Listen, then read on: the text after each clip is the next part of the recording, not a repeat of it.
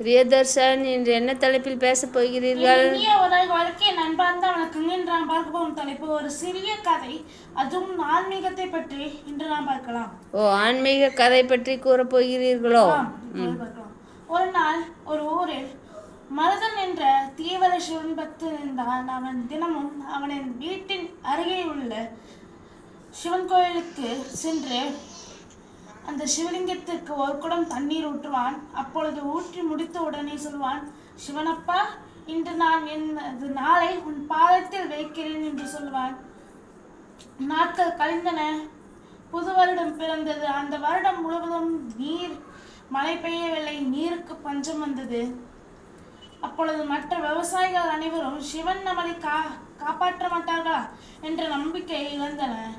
ஆனால் மருதன் மட்டும் தினமும் சிவன் கோயிலுக்கு செல்வான். அப்பொழுது சொன்னான், எனது சக்தியை வேண்டுமென்றால் எடுத்துக்கொள், ஆனால் எனது நம்பிக்கையை மட்டும் உடைத்து விடாதே என்று சொன்னான். நாட்களும் கழிந்தது. ஒரு நாள் இரவு அவன் உறங்கிக் கொண்டிருக்கும் போது அவன் கனவில் சிவன் உடம்பு முழுவதும் சாம்பலை பூசிக்கொண்டு ஜடா முடியோடு நெற்றிக்கண் ஒளியோடு அவன் முன்னே தோன்றினார்.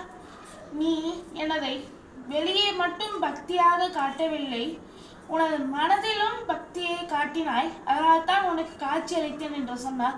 அடுத்த நாளே காலையில் இடியும் மின்னலாக மழை பெய்ந்தது. வெடித்திருந்த நிலமெல்லாம் சிரித்தது. வாடிந்த பயிர்கள் அனைத்தும் முளைத்தது.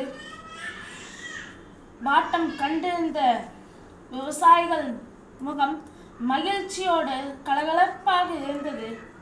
அப்பொழுதுதான் அவர்களுக்கு புரிந்தது, சிவன் எப்பொழுதும் காசும் புகழையும் பார்க்க மாட்டார், உண்மையான பக்தியை மட்டும் பார்ப்பார் என்று புரிந்தது.